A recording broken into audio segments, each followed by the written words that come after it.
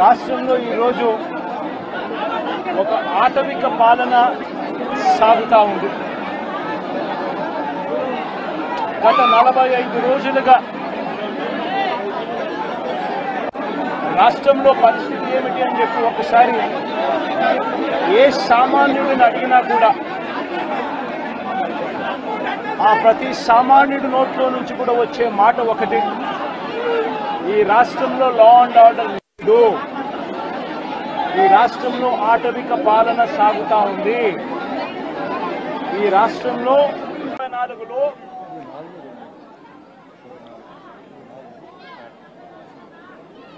24లో case పెట్టి crime number కూడా 10/2024 dated అని చెప్పి క్రైమ్ నెంబర్ కూడా రిజిస్టర్ అయింది. ఆ ఫోటో తీసి ఎప్పుడో జరిగిందని చెప్పి చూపించి ఆ కేసు మోటార్ బైక్ కేసు అప్పట్లో పోలీసులు తీసుకోలేదు అని చెప్పి మళ్ళీ పోలీసుల మీద కూడా ఒక తప్పుడు ప్రచారం మళ్ళీ పోలీసుల మీద కూడా వేసి అసలు జరిగిన ఇన్సిడెంట్ ఎప్పుడు అని అంటే ఇది 17/1/2024 జరిగినది. ఎవరి బైక్ నాకు కాలింది అని అంటే ఆసిఫ్ బైక్ కాలింది. ఆసిఫ్ ఎవరు అని అంటే వైఎస్ఆర్సీపీ మనిషి. చేసింది ఎవరు అని అంటే తెలుగుదేశం పార్టీకి సంబంధించిన Telugu Desam ex chairman Shamim, Telugu Desam state secretary Ayub ఖాన్లు, వీళ్ళంతా ఎంత దారుణంగా ఫ్యాక్ట్లను ట్విస్ట్ చేసి ఎస్పీ అనే వ్యక్తి కొత్తగా వస్తాడు, వచ్చిన 3 రోజుల కిందటే ఎస్పీ వస్తాడు, ఎస్పీ వచ్చిన 3వ రోజు హత్య జరుగుతుంది. ఇన్సిడెంట్ జరిగిన గంటలోపే ఎస్పీ బయటకు వచ్చి ఇది ఇద్దరు వ్యక్తిగత విషయాల వల్ల వాళ్ళకున్న మధ్యలో ఉన్న గొడవల వల్ల ఒకరిని ఒకరు చంపుకున్నారు అని చెప్పి తప్పుడు మాటలు మాట్లాడుతూ అబద్ధాలు చెప్తా ఉన్నాడు. నేను అడుగుతా ఉన్నా, కేసు పెట్టారని అంటా ఉన్నారు, కేసు పెట్టామని అంటా ఉన్నారు.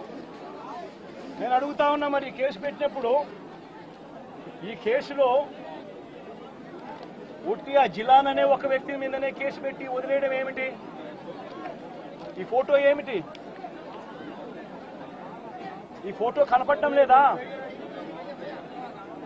సాక్షాత్తు స్థానిక ఎమ్మెల్యే భార్యకు కేక్ తినిపిస్తా ఉన్నాడు ఈ చంపిన వ్యక్తి, జిలాన్ అనే వ్యక్తి. అంటే వీళ్ళ మధ్య సంబంధాలు ఎంత బలంగా ఉన్నాయి అని చెప్పడానికి ఇంతకన్నా నిదర్శనాలు కావాలన్నా? తెలుగుదేశం పార్టీ ఎమ్మెల్యే భార్యకు కేక్ తినిపిస్తా ఉన్నాడు.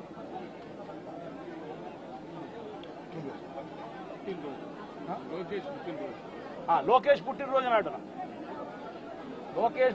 నాడున వీళ్ళు కేక్ కట్ చేయడము, ఆ కేక్ మళ్ళీ ఈ జిలాన్ అనే వ్యక్తి ఎమ్మెల్యే భార్య కేక్ తినిపించడం.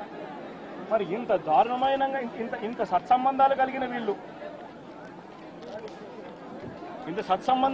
వీళ్ళు, ఇది ఎమ్మెల్యేతో ఫోటో,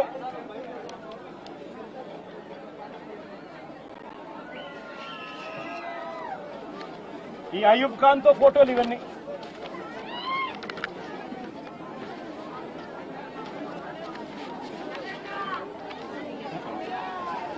ఇది షబీం ఖాన్ తో ఫోటోలు.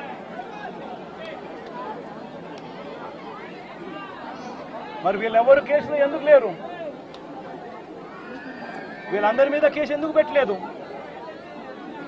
ఇంతకన్నా అన్యాయం ఎక్కడైనా ఉంటుందా? ఇంతటితో ఆగిపోవడం లేదు. మిథున్ రెడ్డి విషయం కూడా నిన్న కూడా మీరంతా చూశారు మీ కళ్ళతో. సాక్షాత్తు ఒక సిట్టింగ్ ఎంపీ తన నియోజకవర్గంలో తాను తిరగకూడదా? పుంగనూరు అనేది తన నియోజకవర్గం, తన పార్లమెంట్ సెగ్మెంట్ లో ఒక నియోజకవర్గం పుంగనూరు.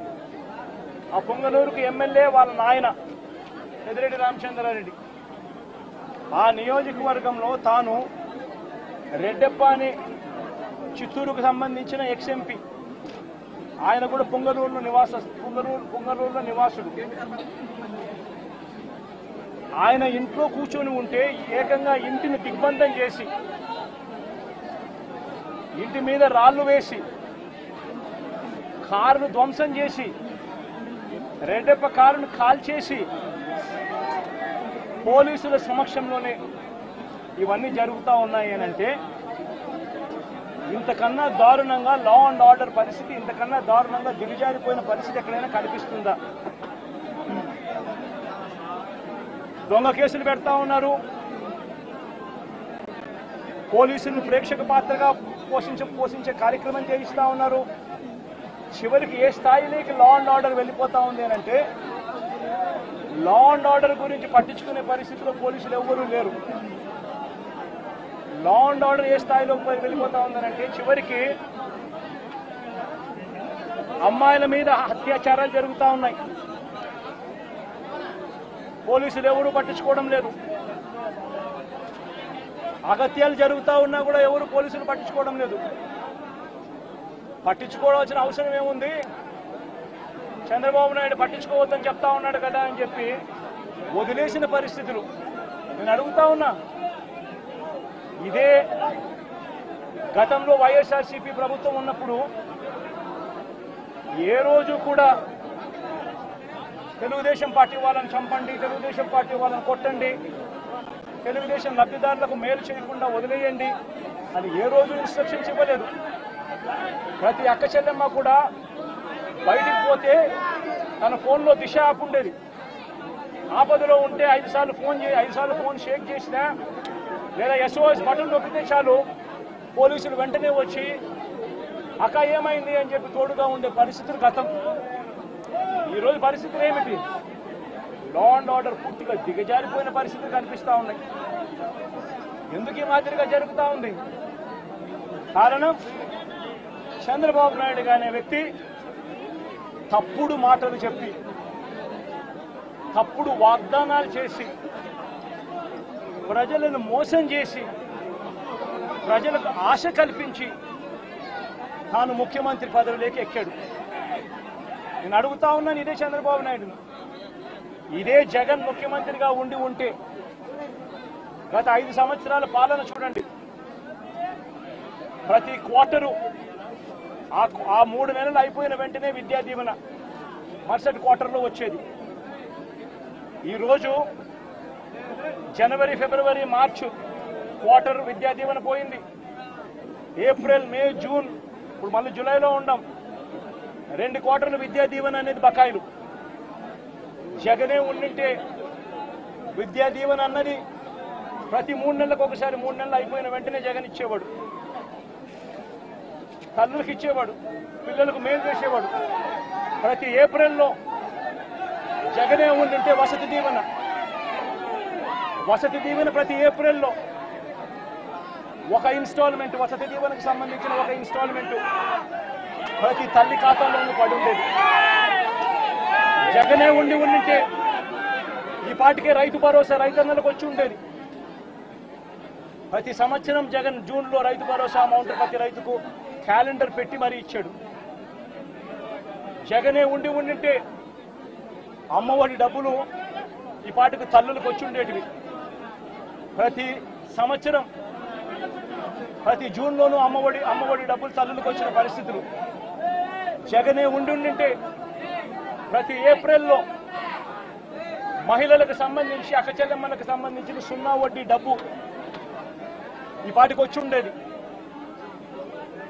జగనే ఉండింటే మత్స్యకార భరోసా అన్నది ప్రతి ఏప్రిల్ 15 నుంచి జూన్ 15 మధ్యలో క్రమం తప్పకుండా జగన్ మత్స్యకారులకు తోడుగా ఉంటూ మత్స్యకార భరోసా ఇచ్చాడు.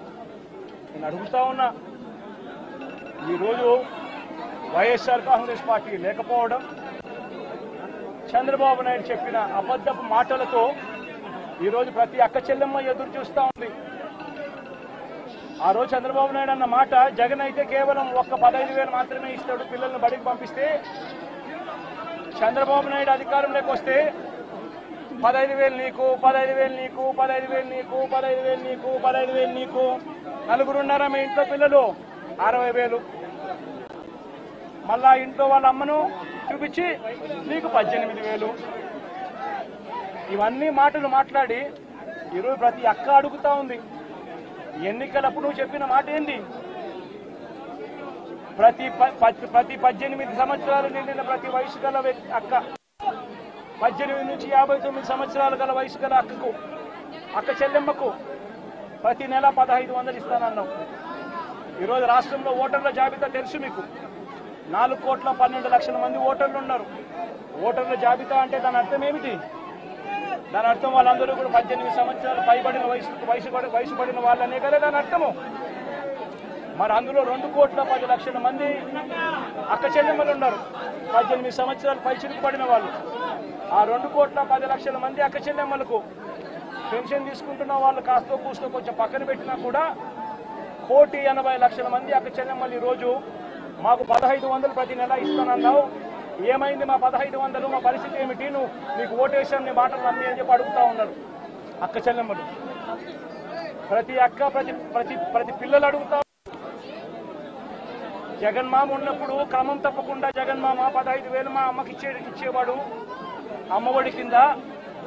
నువ్వు తల్లికి వందనం అన్నావు, మా ఇంట్లో 4 పిల్లలు ఉన్నారు, 60,000 మా ఇంటికి ఇస్తానన్నావు, ఎప్పుడు ఇస్తావు, ఎందుకు ఇవ్వడం లేదు అని చెప్పి అడుగుతా ఉన్నారు. పిల్లలు అడుగుతా ఉన్నారు, తల్లులు అడుగుతా ఉన్నారు, ప్రతి రైతు అడుగుతా ఉన్నాడు. వ్యవసాయం మొదలైపోయింది, వేగంగా నీకు వ్యవసాయం పనులు జరుగుతూ ఉన్నాయి. రైతు భరోసా సొమ్ము జగన్ ఉంటే వచ్చేది. నువ్వు 20,000 రూపాయలు ఇస్తానన్నావు రైతు భరోసా కింద. పెట్టుబడి సహాయం కింద 50 లక్షల మంది రైతన్నలు ఇవాళ అడుగుతా ఉన్నారు. మా పెట్టుబడి సాయం కింద 20,000 ఇస్తానన్నావు, ఏమైందా డబ్బు అని చెప్పి రైతన్నలు ఎదురు చూస్తూ అడుగుతా ఉన్నారు. ఈరోజు అక్క చెల్లెమ్మలు పొదుపు సంఘాల్లో ఉన్న అక్క చెల్లెమ్మలు అడుగుతా ఉన్నారు. ఏప్రిల్లో పొదుపు సంఘాలకు 0 వడ్డీకి సంబంధించిన 0 వడ్డీ డబ్బులు కట్టాలి. మరి ఎందుకు 0 వడ్డీ డబ్బులు మాకు ఎందుకు కట్టడం లేదు అని అక్క చెల్లెమ్మలు అడుగుతా ఉన్నారు. చదువుకుంటున్న పిల్లలు అడుగుతా ఉన్నారు, ఆ అక్క చెల్లెమ్మలు అడుగుతా ఉన్నారు. ఆ పిల్లలు చదివిస్తా ఉన్న అక్క చెల్లెమ్మలు, మా పిల్లలు చదువులు పోతా ఉన్నారు, కాలేజీలు అడుగుతా ఉన్నాయి ఫీజులు కట్టమని చెప్పి, సర్టిఫికెట్లు ఇవ్వమంటున్నాయి, సర్టిఫికెట్లు ఇవ్వమని చెప్పి కాలేజీలు అంటా ఉన్నాయి. 2 క్వార్టర్లు 2 త్రైమాసికాలకు సంబంధించి విద్యా దీవెన ఇవ్వడం లేదు, ఎందుకు ఇవ్వలేదు అని, వసతి దీవెన ఎందుకు ఇవ్వడం లేదు అని చెప్పి తల్లులు అడుగుతా ఉన్నారు. మత్స్యకారులు అడుగుతా ఉన్నారు, మత్స్యకార భరోసా ఏమిటి అని చెప్పి.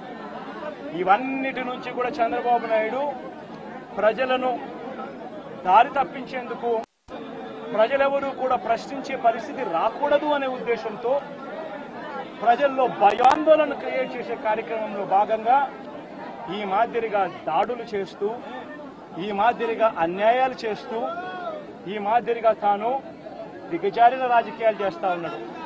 ఇది నేను ఒకటే హెచ్చరిస్తా ఉన్నా, ఖచ్చితంగా వీటి మీద ప్రొటెస్ట్ జరుగుతుంది. అసెంబ్లీ రోజున, గవర్నర్ ప్రసంగం రోజున ఉభయ సభలను ఉద్దేశించి గవర్నర్ మాట్లాడే ప్రసంగంలో గవర్నర్ను ఖచ్చితంగా నిలదీస్తూ, గవర్నర్ ప్రసంగాన్ని అడ్డు తగులుతూ, గవర్నర్ను ఖచ్చితంగా నిలదీస్తూ వైఎస్ఆర్సీపీ గలం విప్పుతుంది. దాని తర్వాత ఖచ్చితంగా మళ్ళీ మంగళవారము వైఎస్ఆర్సీపీకి సంబంధించిన ఎమ్మెల్సీలు, ఎమ్మెల్యేలు, ఎంపీలు, రాజ్యసభ సభ్యులు, లోక్సభ సభ్యులు అందరూ కూడా ఢిల్లీకి వెళ్తారు. వెళ్ళి బుధవారము ఢిల్లీలో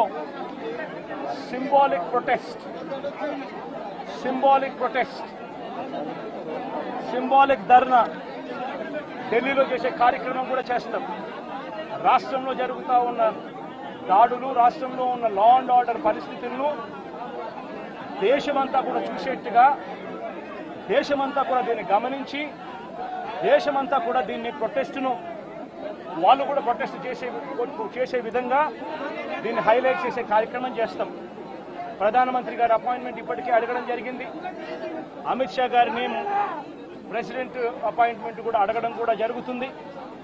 వీళ్ళందరూ కూడా అపాయింట్మెంట్ ఇస్తే వీళ్ళందరినీ కూడా కలిసి వీళ్ళందరికీ కూడా చెప్పే కార్యక్రమం కూడా చేస్తాం. సరే, ఈ ఇష్యూలో మీ చెప్పేటప్పుడు నువ్వు ఫ్లోప్ అవుతుంది కదా. నువ్వు ఎంత ఆంధ్రజ్యోతి విలేకరు అయితే మాత్రం మధ్యలో వచ్చి చెప్పడం ధర్మం కాదు కదా. ఏం చెప్తా అంటే సీరియస్ గా జరుగుతా ఉన్నప్పుడు ప్రకారం ప్రధానమంత్రి అపాయింట్మెంట్ను, హోంమంత్రి అపాయింట్మెంటు, ప్రెసిడెంట్ గారి అపాయింట్మెంటు, వీళ్ళ ముగ్గురు అపాయింట్మెంట్ కూడా అడగడం జరుగుతూ ఉంది. వీళ్ళ ముగ్గురిని కూడా కలిసే కార్యక్రమం కూడా జరుగుతుంది. వాళ్ళ అపాయింట్మెంట్ ఇస్తే వాళ్ళని కూడా కలిసే కార్యక్రమం జరుగుతుంది. జరిగి వీళ్ళందరినీ కూడా రాష్ట్రంలో జరుగుతూ ఉన్న దిగజారిన పరిస్థితులను ఎక్స్ప్లెయిన్ చేసి రాష్ట్రంలో ప్రెసిడెంట్ రూల్ పెట్టాల్సిన అవసరం ఎంత ఉంది అని చెప్పి కూడా గట్టిగా వాళ్ళ దృష్టికి తీసుకొని పోవడం కూడా జరుగుతుంది. నిజమైన అడుగుతున్నాను. ప్రధానమైన డిమాండ్ ఈ ఇన్సిడెంట్లో అన్నా, ఇన్సిడెంట్లో ప్రధానమైన డిమాండ్ ఈ ఇన్సిడెంట్లో ప్రధానమైన డిమాండ్ ఒకటేనా, ఆ కుటుంబం ఏం పాపం చేసిందని చెప్పి ఆ కుటుంబంలో ఒక మనిషిని చంపారు. చంపడమే కాకుండా ఆ కుటుంబాన్ని అప్రతిష్ట పాలు చేస్తూ ఆ పిల్లాడి మీద ఎలాంటి చెప్పుకోదగ్గ హత్యలు చేసిన కేసులో, లేకపోతే ఒక ఫ్యాక్షన్ కేసులో, లేకపోతే తను ఒక ఫ్యాక్షన్ లీడర్ కిందనో, ఒక హత్యలు చేసిన వ్యక్తి కిందనో తనను ఒక ప్రాజెక్ట్ చేసి పోలీసులు ఏ రకంగా ఆ వ్యక్తి, ఆ పిల్లాడి వ్యక్తి ఆ జీవితము, ఆ కుటుంబం జీవితంతో చెలగాటలాడుతూ ఏ రకంగా వ్యక్తిత్వ హరణ చేస్తూ ఉన్నారో ధర్మమేనా? లేకపోతే మీకైనా కానీ ఎవరైనా కూడా ఇదే మాదిరిగా చేసి మీరు హత్య కాబట్టి సింపతైజ్ చేయాల్సింది పోయి సింపతైజ్ చేయకపోగా మీరు హత్య రాజకీయాలు చేసే వాళ్ళు అన్నట్టుగా, మీరు ఫ్యాక్షన్ రాజకీయాల్లో ఉన్నట్టుగా, మీరు ఇంతకు ముందు ఏదో చేశారని చెప్పి తప్పుడు ప్రచారం చేసి ఆ తప్పుడు ప్రచారంలో భాగంగా మిమ్మల్ని చంపారని చెప్పి మీ మీద చేస్తే మీకు నచ్చుతుందా? కనీసం పోలీసులు అనే వాళ్ళు ప్రేక్షక పాత్ర వీడి చంద్రబాబు నాయుడు అనే వ్యక్తి క్షమాపణ చెప్పాలి. మోస్ట్ ఇంపార్టెంట్ థింగ్, రాష్ట్రంలో జరుగుతూ ఉన్న దాడులను తాను ఖండించి క్షమాపణ చెప్పి ఇక మీదట ఇలాంటి పరిస్థితులు ఉండవు అని చెప్పి ప్రజలకు భరోసా ఇవ్వాలి. వైఎస్ఆర్సీపీకి ఓటు వేసిన వాళ్ళకు కూడా భరోసా ఇవ్వాలి. ఎందుకంటే ఈరోజు ముఖ్యమంత్రిగా తాను ఉన్నాడు అని అంటే కేవలం వైఎస్ఆర్సీపీ నుంచి కూడా ఒక 10% ఓట్లు అటువైపున తన మోసానికి అటువైపున నమ్మి అటువైపున పోయిన ఓట్లే కదా. ధర్మంగా అది కదా ఈ మాదిరిగా చేయడం. మొట్టమొదటిసారిగా చంద్రబాబు నాయుడు క్షమాపణ చెప్పాలి. పోలీసులు వాళ్ళ విధులు నిష్పక్షపాతంగా చేసే విధంగా పోలీసులు అడుగులు ముందుకు వేయాలి. ఇవన్నీ జరిగే దానికోసమే ఒత్తిడి తీసుకొచ్చే కార్యక్రమంలో భాగంగా ఇవన్నీ చేస్తారు.